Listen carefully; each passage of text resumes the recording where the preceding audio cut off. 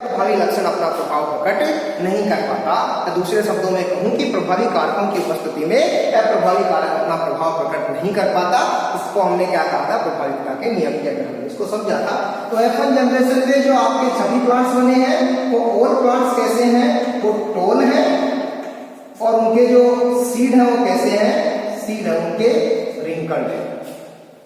ये F1 generation के अंदर में। अब F1 जनरेशन के बाद में जितनी भी अपने को जनरेशन मिलने वाली है वो जनरेशन किससे मिलेगी, सेल्फिंग से मिलेगी, स्वपरागण से मिलेगी, सेल्फ पोलिनेशन से मिलेगी, ऑटोगेमिस को मिलेगी। तो मतलब उसी पादप में अपने को परागण की क्रिया करवानी है, मतलब उसी फूल के अंदर अपने पास में पुंकेसर भी है और उसी के अंदर अपने पास में केस्ट्रिकेशन भी है। तो यहां से हम हमारी बात करें, इसको एक बार साफ कर रहा हूं।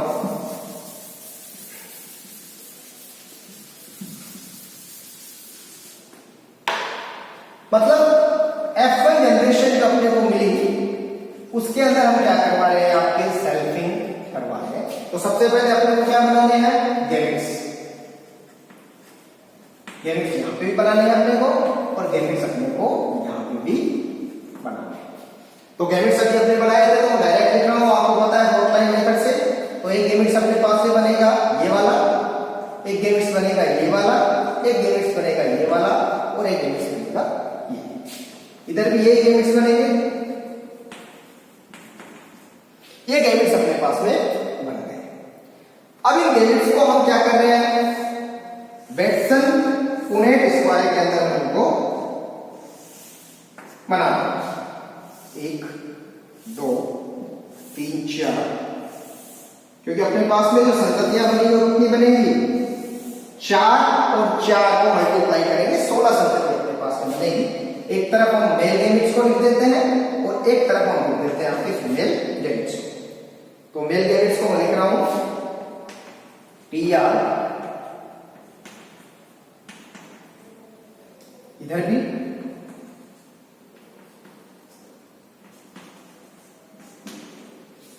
इनसे जो संततियां बन रही है तो फटाफट एक बार इधर देख लो, बोर्ड की तरफ मैं बना रहा हूं, आप बनाने का प्रयास करना इसको।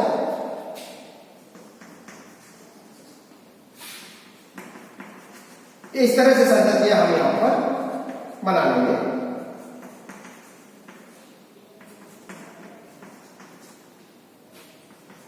TT R T small t capital R small r,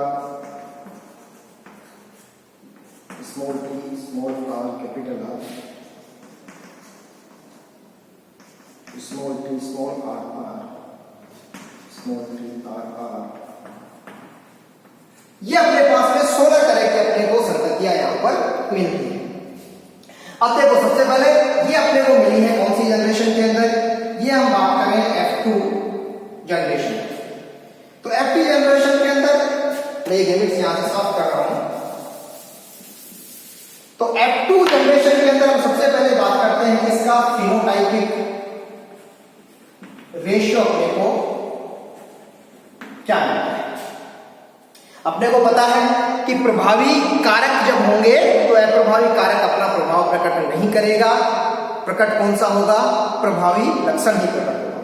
तो ये कौन सा है प्रभावी, ये कौन सा है आपका। तो सबसे पहला जो पादप आपको मिल रहा है वो कैसा मिल रहा है, वो पादप आपका टॉल एंड राउंड सीड। तो टॉल एंड राउंड सीड वाला 1 2 3 4 5 ये नहीं होगा, 6 ये नहीं होगा, 7 8 और ये आपके 9 पादप संततियां ऐसी होंगी जो लंबी होगी और उनके जो बीज होंगे वो कैसे होंगे, राउंड होंगे, गोल। सेकंड ये देख लेते हैं, तो ये कैसा बनेगा, ये बनेगा टॉल और रिंकल्ड सीड, रिंकल्स। तो टॉल और रिंकल्ड के अंदर मैं अलग चौक का इस्तेमाल कर रहा हूं।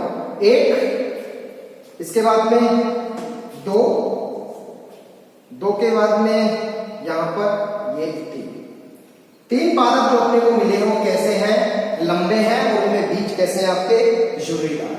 नेक्स्ट हम बात करते हैं, नेक्स्ट अपने पास में dwarf and round seed. Dwarf and round seed, तो dwarf round seed 1, dwarf round seed 2, dwarf and round seed 3, तो अनुपात ये 3, और एक पादप अपने पास से बचा वो कैसा है आपका ड्वार्फ एंड रिंकल्ड सीड वाला है, और ये कितना है आपका 1 है। तो मतलब जो अनुपात अपने पास में आया वो अनुपात कैसा आया है, वो अनुपात आया 9 अनुपात 3 अनुपात 3 अनुपात 1 अपने को जो लक्षण प्रारूप अनुपात मिला। अब अगर हम बात करें कि जो टॉल एंड राउंड सीड वाले हैं 9, क्या उनका जीनिक संगठन समान है? उनका जीनिक संगठन समान नहीं है। तो मैं यहां पे लिख रहा हूं इसका जीनोटाइपिक रेशियो क्या है। तो देखो सबसे पहले TTR ये कितना है अपने पास में 1, उसके बाद में TTR और R, ये संख्या में कितना अपने पास में देखो 1 और 1 2, कितने हैं अपने पास में 2। उसके बाद में तीसरा लक्षण अपने पास में TT 1 ये रहा अपने पास में, और इस 1 के अलावा 1 ये रहा, ये भी कितने हैं 2। उसके बाद में अपने पास में लक्षण है ये TTR और R, तो 1 2 3 और 4, मतलब 4 2 6 2 8 और 1 9 पादप जो अपने पास में लंबे व गोल बीज वाले थे उनका भी जीन प्रारूप अनुपात कैसा है 1 अनुपात 2 अनुपात 2 अनुपात 4। मैं इनको काट देता हूं, ये हमने बात कर ली, ये कर ली, ये हो गया, ये हो गया, ये हो गया, उसके बाद में ये अपना हो गया, ये अपना हो गया, ये अपना हो गया, ये अपना हो गया। अब उसके बाद में जो अपने पास में टॉल एंड रिंकल्ड सीड वाले, तो उसके बाद में अपने पास में बचा है T small r small r, तो ये कितने हैं अपने पास में 1 तो ये रहा, कितना है ये संख्या में अपने पास में 1 ही, ठीक है। तो इसको मैं हटा दे रहा हूं। उसके बाद में ये भी कैसा है अपना, ये भी अपना है TT, ये भी अपना टॉल है और रिंकल सीड वाला है, तो ये संख्या कितनी है अपने पास में 1 तो ये रही, तो मैं इसको हटा रहा हूं, 1 ये रही संख्या और 1 संख्या अपने पास में ये रही, तो ये संख्या कितनी अपनी 2, तो 2 और 1 3, टॉल और रिंकल सीड वाले कितने थे अपने पास में 3। नेक्स्ट देखते हैं अपन ड्वार्फ एंड राउंड सीड वाले, तो ड्वार्फ एंड राउंड सीड में अपने पास में ये है small t capital R capital R, तो 1 ये अपने पास में कितना है 1। इसके बाद में ये भी कैसा है ड्वार्फ है और राउंड सीड वाला है, इसकी संख्या कितनी है 2, तो ये भी 3 थे ड्वार्फ एंड राउंड सीड वाले, और इनका अनुपात कितना था 1 अनुपात 2, और एक अपने पास में बचा वो कैसा था ड्वार्फ एंड रिंकल्ड सीड वाला, ये कितना था आपका। तो मतलब जो आपका जीनोटाइपिक रेशियो आया वो जीनोटाइपिक रेशियो कौन सा आया है 1 अनुपात 2 अनुपात 2 अनुपात 4 अनुपात 1 अनुपात 2 अनुपात 1 अनुपात 2 अनुपात 1। टोटल संख्या काउंट कर लो 9 1 10 और 2 12 1 13 और 2 15 और 1 16 अपने पास में संतति मिली थी। तो ये तो हो गया आपका फिनोटाइपिक रेशियो, और ये जो हो गया इधर ये कौन सा हो गया आपका जीनोटाइपिक रेशियो, ठीक है। 1 4 बार 4 1 बार और 2 कितना हो गया आपका 4, तो ये मिला आपको जीनोटाइपिक रेशियो। अब देखो यहां पर हम समझने की कोशिश कर रहे हैं एक और नियम के स्वतंत्र अपव्यय का नियम। देखो एक कोई सा भी प्लांट देख लो, ये लक्षण कैसा है? प्रभावी है, और ये कैसा है? अप्रभावी। इन दोनों लक्षणों की वंशागति हो रही है, मतलब बनने वाली संतति के अंदर ये प्रभावी लक्षण भी है और ये अप्रभावी लक्षण, मतलब दोनों लक्षणों की वंशागति हो रही है, साथ साथ हो रही है, लेकिन एक दूसरे को प्रभावित किए बिना हो रही है, एक दूसरे से पूरी तरह स्वतंत्र रूप से हो रही है। मतलब ये प्रभावी जो लक्षण है, इस अप्रभावी लक्षण से इसको कोई मतलब नहीं है, इस अप्रभावी को इस प्रभावी लक्षण से कोई मतलब नहीं। मतलब बनने वाली संतति के अंदर ये लंबा गुण भी होगा और ये रिंकल सीट वाला गुण भी उसके अंदर मौजूद होगा। मतलब जब दो लक्षणों की वंशागति बिल्कुल स्वतंत्र होती है, एक दूसरे को प्रभावित किए बिना होती है, तो इसको हम क्या कहते हैं? स्वतंत्र अपयूहन का नियम कहते हैं। कहीं पे भी देखो, यहाँ पे भी देखो अप्रभावी लक्षण भी है, प्रभावी लक्षण, दोनों लक्षणों की वंशागति हो रही है। यहाँ पे भी दोनों लक्षणों की वंशागति हो रही है, दोनों लक्षणों की वंशागति हो रही है। ठीक है, एकल संकर संकरण में तो हमने क्या कहा था? वहां पे तो सिर्फ एक ही लक्षण प्रकट हो रहा था जो प्रभावी था, लेकिन यहाँ पर दोनों लक्षणों की वंशागति हो रही है, पूरी तरह से स्वतंत्र हो रही है और एक दूसरे को प्रभावित किए बिना हो रही है। हमने सेकेंड लेक्चर में बात की थी इसके अपवाद की, सहलग्नता की, और सहलग्नता में हमने क्या कहा था कि लक्षणों की वंशागति एक दूसरे के साथ होती है, तो उसको हम सहलग्नता कहते हैं कि जब लक्षणों की वंशागति साथ साथ होती है। लेकिन यहाँ पर लक्षणों की वंशागति साथ साथ हो रही, लेकिन स्वतंत्र रूप से हो रही है, तो इसको हम क्या कहें? स्वतंत्र अपयूहन का नियम हम कहें। अब देखो यहाँ पर मैं आपको एक ट्रिक बता रहा हूँ फिनोटाइपिक और जीनोटाइपिक रेशियो को ज्ञात करने की। सिंपल सी ट्रिक है, आपको ये जीनोटाइपिक रेशियो नहीं पता, लेकिन अपने को एकल संकर संकरण का पता है कि मोनोहाइब्रिड जो क्रॉस है, उस मोनोहाइब्रिड क्रॉस का जो फिनोटाइपिक रेशियो है, फिनोटाइपिक रेशियो, वो फिनोटाइपिक रेशियो कितना होता है? 3:1। ठीक है, और जो जीनोटाइपिक रेशियो होता है, जीनोटाइपिक रेशियो वो कितना होता है? 1:2:1। ठीक है, तो अगर अपने को किसका निकालना है? अपने को निकालना है डाइहाइब्रिड क्रॉस का, क्या निकालना अपने को? फिनोटाइपिक रेशियो ज्ञात करना है। ठीक है, तो कैसे ज्ञात करेंगे कि एकल संकरण संकरण को हम दो बार क्या कर देंगे? मल्टीप्लाई कर देंगे।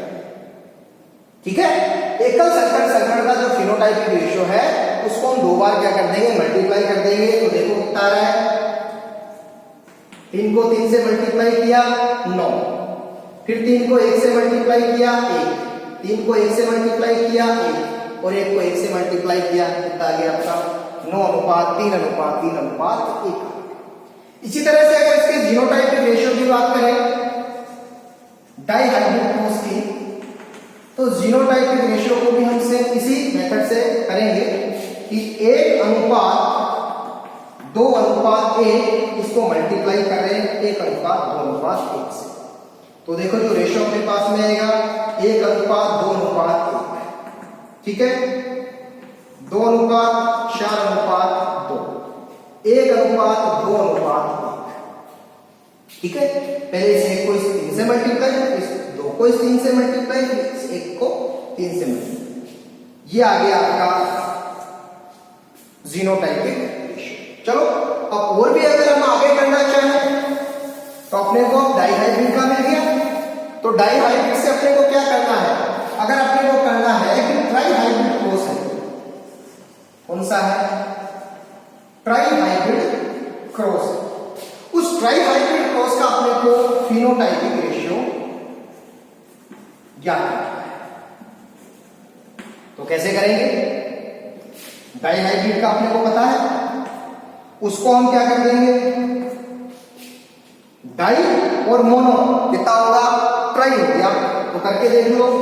9×3 27, 9×1 3×3 9, 3×1 3, 3×3 9, 3×1 3 और 3:1।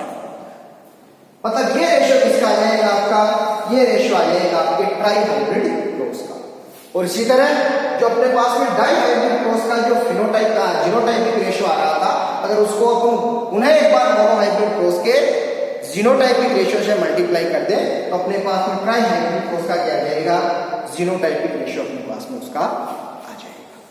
तो ये इस सिंपल मेथड से हम क्या कर सकते हैं, ज्ञात कर सकते हैं कि जीनोटाइपिक रेशियो कौन सा होगा और फिनोटाइपिक रेशियो आपका कौन सा होगा। इसके अलावा कुछ आपके जेनेटिक्स के क्वेश्चंस और आते हैं जिनके अंदर अपने को फटाफट क्वेश्चंस आपसे पूछे जाते हैं, तो इतना अपने पास में समय नहीं होता कि हम इतना लंबा क्रॉस करवाएं, तो उसको हम ट्रिक से हम कैसे उसको ज्ञात करते हैं, तो वो हम बात कर रहे हैं कि अपने पास में क्वेश्चन दिया हुआ है कि अपने पास में एक तो ये क्रॉस दिया हुआ है अपने को पास में ए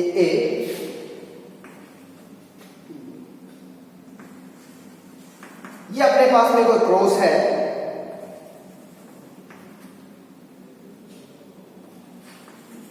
ये एक क्रॉस अपने पास में, और इसने एक प्रोबेबिलिटी पूछी है कि ए बी और डी, इसकी प्रोबेबिलिटी बनने की क्या संभावना होगी, इसके बनने की क्या संभावना होगी, ये प्रायिकता क्वेश्चन के अंदर पूछी गई है। ठीक है, अब इतना समझ तो अपने पास में है नहीं कि ट्राई हाइब्रिड क्रॉस का ये एग्जाम्पल है कि हम 64 तरह की संतति बनाएं, उस 64 तरह की संतति में हम ये ज्ञात करें कि ये अपने को कितनी मिलेगी। तो इसका इजीएस्ट मेथड क्या है, इसका इजीएस्ट मेथड है कि सबसे पहले हम क्या करें कि जो अपने को एक क्रॉस दे रखा है, सबसे पहला लक्षण अपने को ये दे रखा है, इसका क्रॉस करना, उसके बाद में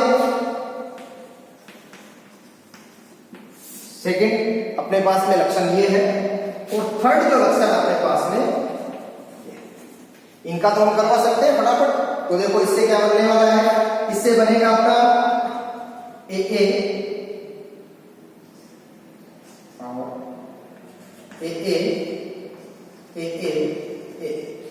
मतलब जो अपने पास में बन रहे हैं ये आधे आधे बन रहे हैं, 1/2 और 1/2 अपने पास में। यहां पे अगर बात करें तो अपने पास में यहां पे क्या बनेगा, अपने पास में सभी क्या बनेंगे, पूरे की पूरी संतति अपने पास में इसी तरीके से बनेगा। यहां पर हम बात करें तो यहां पर जो बनेगी कैपिटल डी, उसके बाद में कैपिटल डी स्मॉल डी, उसके बाद में डी, और ये अपने पास में, मतलब ये कितनी बन रही है अपने पास में 1/4, ये कितनी बन रही है 1/4, और ये कितनी बन रही है अपने 2/4, ये हमने ज्ञात कर लिया। अब अपने को निकालनी क्या है, निकालनी अपने को ए बी और डी की प्रोबेबिलिटी अपने को निकालनी, हमने निकाल ली। ए की प्रोबेबिलिटी अपने पास में कितनी है 1/2, इसकी कितनी है अपने पास में 1/1, और इस डी की अपने पास में कितनी है ये 1/4। ठीक है, तो मतलब जो अपने पास में आया है वो कितना आया है 1/8, और 1/8 की क्या होगी, इसके बनने की क्या होगी अपनी प्रोबेबिलिटी होगी, प्रायिकता। तो ये मेथड है, ट्राई हाइब्रिड में हम 64 संतति नहीं बना सकते, इतना समय नहीं होता। अगर किसी भी कंपटीशन एग्जाम्स में आपसे पूछा जाता है तो इस हिसाब से हम इसको अलग अलग सेपरेट करके उनके गेमिट्स बनाएंगे। उन गेमिट्स में ये गेमिट्स बने हुए हैं, उनमें आपस में हमने क्या करवाया, समराइज करवाया, और उनकी प्रायिकता हमने देख ली, और उस प्रायिकता में जो हमने क्वेश्चन पूछा है उसके अंदर उसको हमने क्या कर दिया, मल्टीप्लाई कर दिया, और जो फाइनल आंसर अपने को मिला वही क्या हो जाएगी, इसकी प्रोबेबिलिटी हो जाएगी। तो आज के लेक्चर में हम यहीं तक बात करेंगे। आज के लेक्चर में हमने मोनोहाइब्रिड क्रॉस की बात की, डाई हाइब्रिड क्रॉस की बात की, जो नियम थे उसकी हमने बात की, चाहे वो आपका लॉ ऑफ सेग्रीगेशन था, लॉ ऑफ डोमिनेंस था, लॉ ऑफ इंडिपेंडेंट असॉर्टमेंट था, उसकी हमने बात की। गेमिट्स के फॉर्मेशन हम किस तरह से कर सकते हैं वो हमने बात की। एक हमने शॉर्ट ट्रिक देखी आपकी प्रोबेबिलिटी को ज्ञात करने की। तो आज के लेक्चर में हम इतना ही, आगे के लेक्चर में हम फिर जेनेटिक्स को एक नए जेनेटिक्स का एक नया टॉपिक लेंगे, तब तक के लिए